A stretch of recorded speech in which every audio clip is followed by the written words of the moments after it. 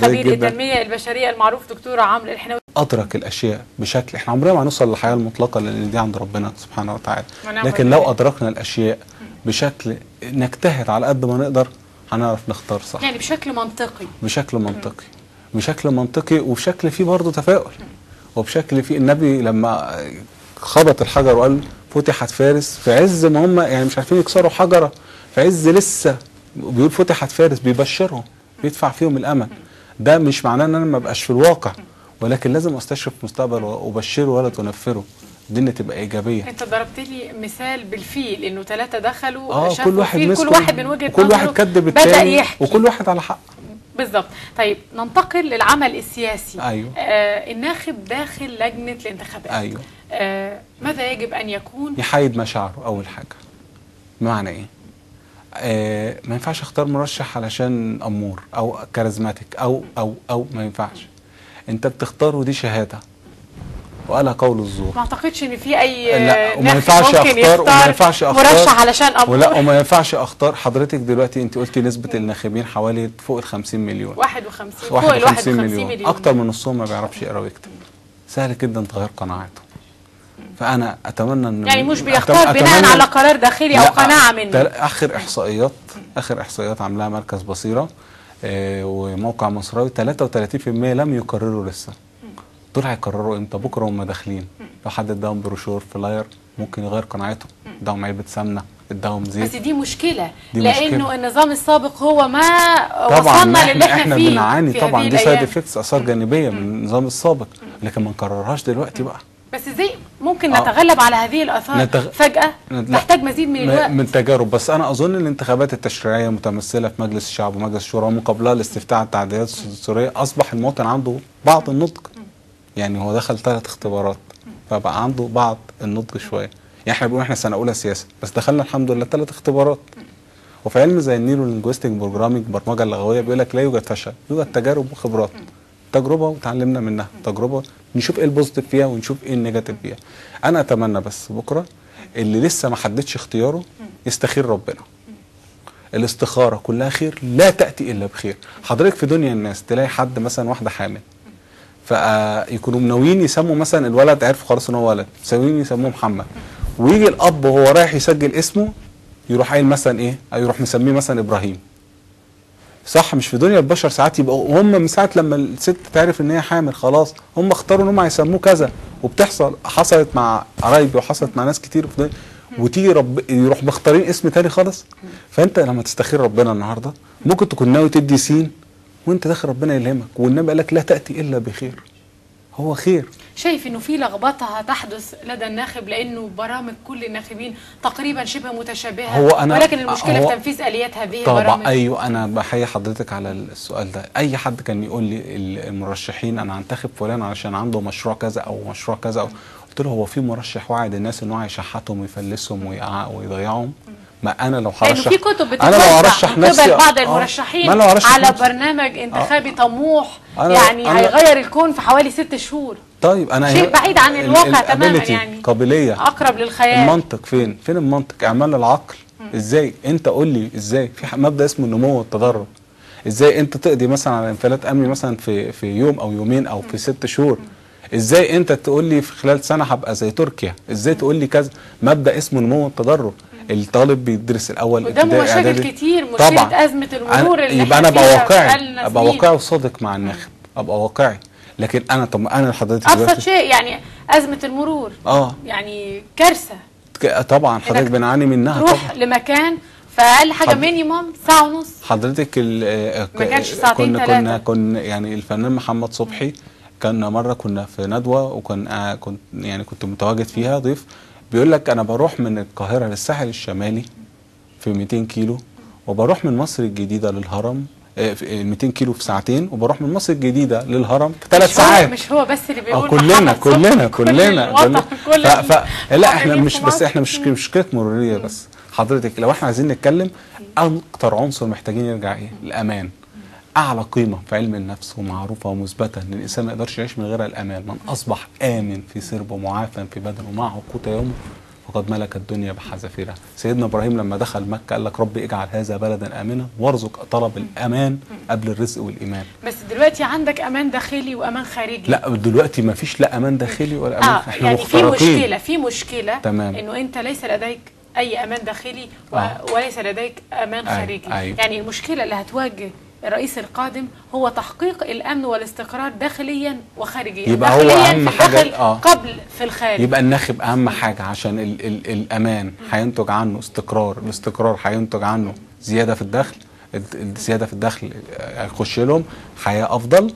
يبقى الناخب لازم يشوف الباك جراوند بتاع كل مرشح، ويشوف كمان مين اكتر مرشح يقدر يقود المرحله الجايه ويقضي على الانفلات اللي موجود. حضرتك يا دكتور عمرو ذكرت برضو نقطة مهمة بخصوص هذا الموضوع، قلت انه الناخب يعني حوالي 51 مليون ناخب يتوجهوا لصناديق الاقتراع، يعني معظمهم او الغالبية الصغرى مثلا لا تعي القراءة والكتابة. لا الغالبية العظمى. ويعني مش هنسوق الموضوع بشكل كبير. والله العظيم حضرتك انا ببقى قاعد على كافيه يجي لي واحد يقول لي ممكن 5 جنيه عشان بدرس ومش عارف ايه، اقول له يا ابني انت في سنة كام؟ يقول لي في ثالثة اعدادي. اجيب له ورقة زي دي اقول له طب ممكن تكتب لي اسمك؟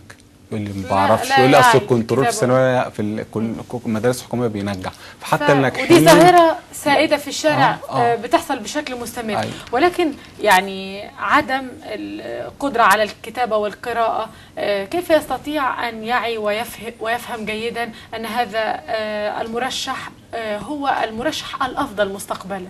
طبعا يعني دي مشكلة قائمة، كيف يمكن التغلب عليها؟ هو حضرتك دلوقتي انت بتسألي عن واحد مش عنده آلية القراءة والكتابة، فما عندوش آلية ان هو يقرا برامج انتخابية ولا يرصد ولا يعمل اوبزيرف ولا يحلل ولا أي حاجة.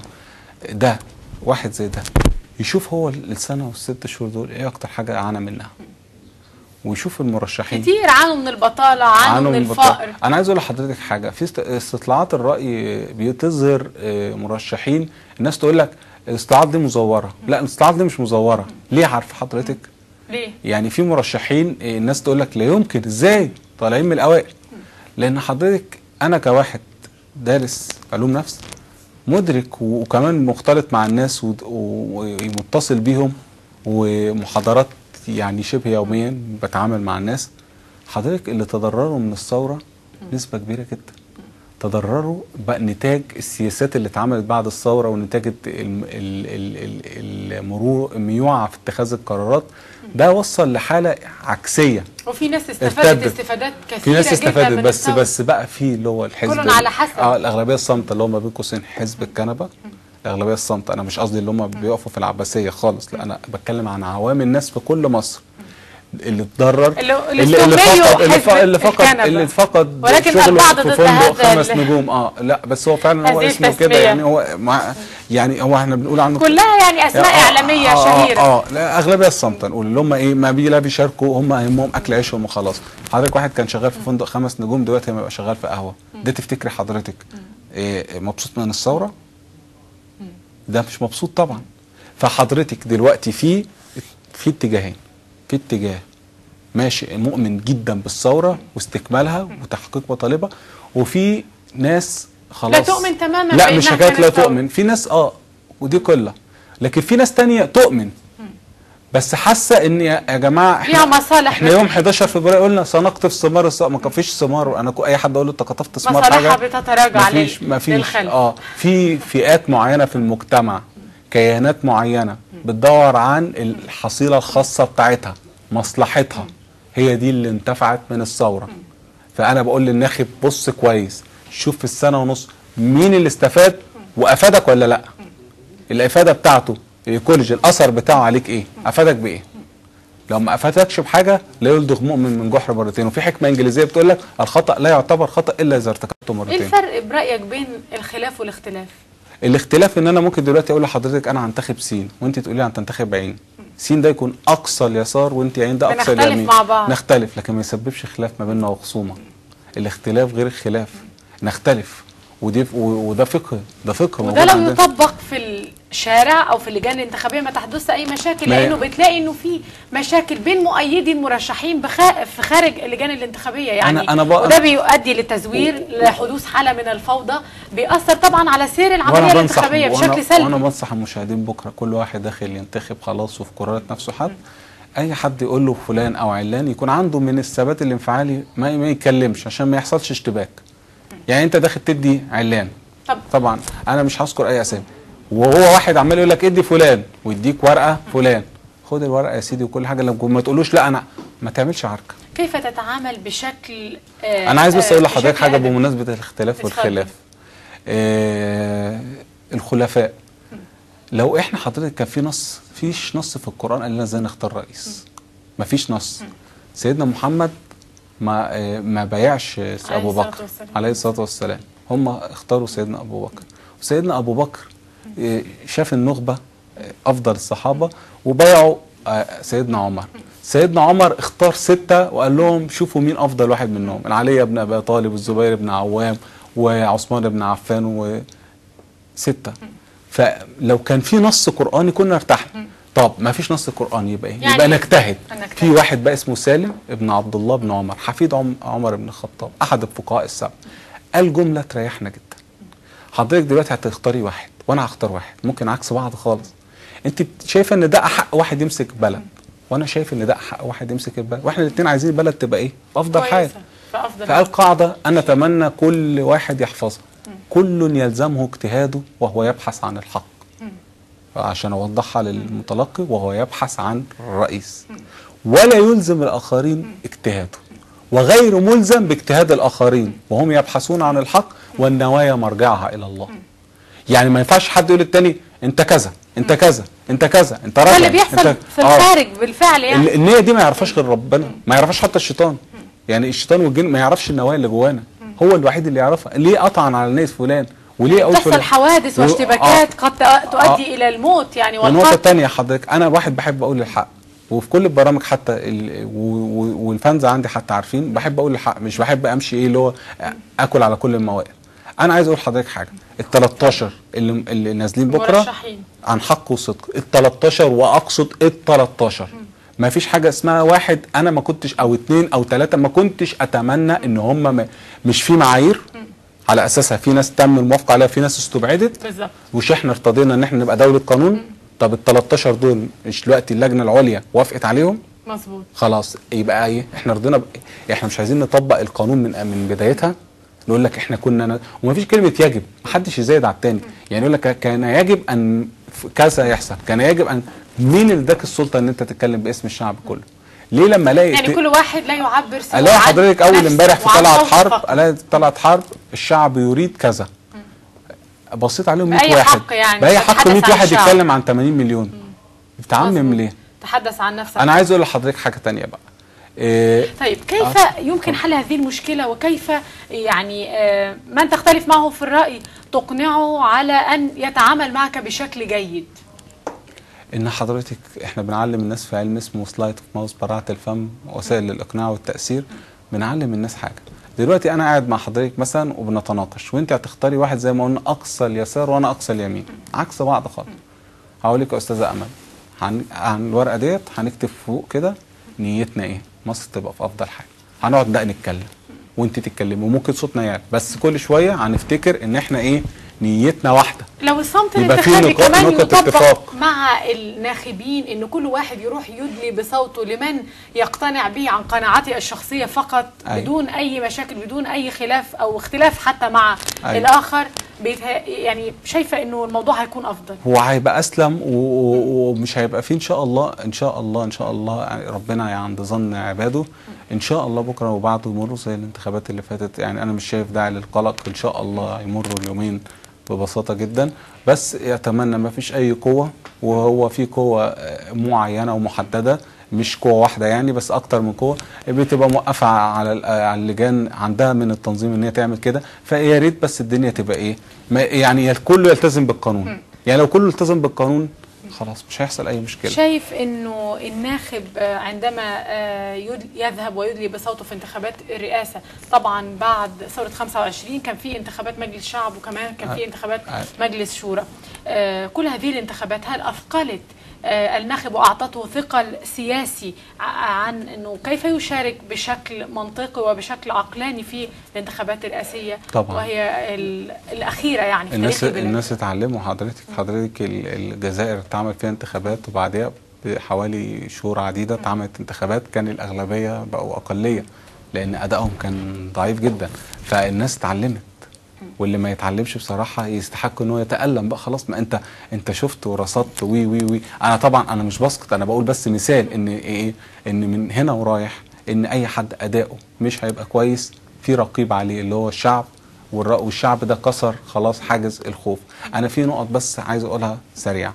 النبي عليه الصلاه والسلام بعت للملوك بتوع الدول زي كده ايه لما كان عايز ينشر الإسلام، فبعت لملك كسرى من محمد رسول الله إلى كسرى عظيم الفرس. فكسرى مزق الورقة وقال لك كيف عبدي، هو فاكر نفسه إله، كيف عبدي يكتب اسمه قبل اسم، أحضروا لي هذا الرجل. فقال للواحد اسمه بازان ده كان ماسك اليمن، قال له ابعت لي حد يجيب الرسول عليه الصلاة والسلام. فاتنين راحوا للرسول قالوا له ملك كسرى عايزك. فالرسول قال لهم اذهبوا لرسولكم قولوا له ان اله محمد قد قتل الهكم. فراحوا لبازان ده، وبازان ده كان ماسك اليمن، فقال لهم لما راحوا له قال لهم والله لسه عارف الخبر حالا، فعلا ابن كسرى قتله. عايز بقى اوصل لنقطه، بازان ده اسلم، فالرسول راح قايل لبازان اداله امر ان هو اللي يفضل ماسك اليمن. خدي بالك هو لا ايه افضل واحد ولا هو اكثرهم تدينا، لكن هو اكتر واحد اعلم ايه بمنطقه بالانفايرمنت بالبيئه ديت. فانا عايز اقول حاجه برضه عايز اوضحها للناس، في فرق ما بين الافضل والانسب. الانسب هو الافضل لمرحله او ظرف او زمن ما او لزمن ما محدده يعني او لزمن ما. فانا اتمنى كل واحد يراجع من جواه مين الانسب وليس الافضل. لو احنا بلد في حاله استقرار وثبات واحتياطي النقدي بتاعنا بقى 7 مليار، احنا فعلا بنقع. لو احنا فعلا شايفين ان الوضع ثابت نختار اي حد نجرب، لكن احنا دلوقتي في فتره محتاجين نختار الافضل وليس. دكتور عمرو يعني مهم جدا انك بتستند في حديثك لقصص من الانبياء والرسل. للاسف وقت الفقره. اقول حاجه بس اخيره، رساله للمرشحين كلهم، اي مرشح هيفوز يا ريت الباقي كله يحط ايده في ايديه، ده لو هم فعلا كانوا عايزين يفيدوا البلد. ليه بقى؟ سيدنا خالد ابن الوليد في موقعة اليرموك قبليها سيدنا عمر بن الخطاب عزله من قيادة الجيش، فلقوه بيشتغل وهو جندي افضل ما كان هو قائد. قال لهم انما انا لا افتح اليرموك لارضاء عمر ولكن لارضاء رب عمر. انا بشكرك شكرا جزيلا على هذا اللقاء. خبير التنميه البشريه المعروف دكتور عمرو الحناوي، شكرا جزيلا لوجودك معنا النهارده. ان شاء الله بنتمنى لمصر انه هذين اليومين يمر بسلام وامان. يوم الاربعاء في الغد وبعد الغد الخميس ان شاء الله تمر الانتخابات الرئاسيه بسلام وامان.